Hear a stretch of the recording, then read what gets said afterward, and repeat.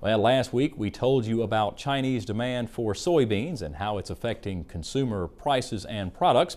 Neil Melancon now joins us with this week's Bottom Line. And Neil, last week we talked about Chinese demand for soybeans. This week it's Chinese demand for corn. That's right. And the demand for it is going to have an impact, but not immediately. China has been buying a lot of grains, but mostly it's soybeans. In fact, they just had a moderately successful sale of corn in state auctions, primarily due to a drought in the northeast provinces.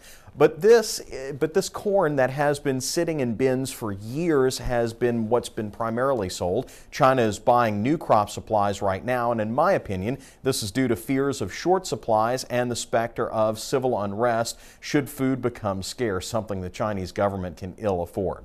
For now, though, there's a lot of corn. In fact, cooler weather in the Midwest has been ideal to increase kernel counts across the board.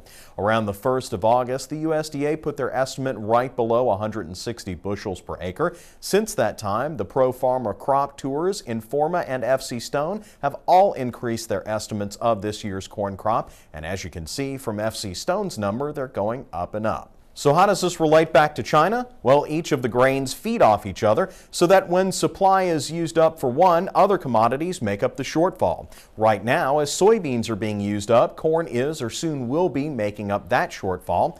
The U.S. right now is in a unique position because while we're ordinarily the only major exporter of corn, we're also cornering the soybean market as South America is sure to be short this year. That's a good thing as those yield estimates continue to rise and millions more acres of corn were planted than we thought at the start of the year. So Mike will need to sell a lot of it as we've got a lot of it. And Neil, last week you showed us some of the products that contain soybeans. This week we're looking at some of the products that contain corn. Of course, I waved around that sweet and low last week.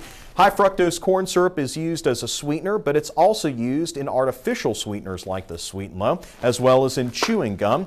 Light beer and whiskey are also contain corn, and there's also corn in the aspirin for the next morning's hangover. It's also got industrial uses like paper products, molds for tires to make the rubber less sticky, and Mike, even in things like the spark plug, the porcelain right here portion has cornstarch in it. Neil, it continues to amaze me after all these years, all the common household products that contain agricultural products. A lot of consumers don't even know that. That's right. Thanks very much.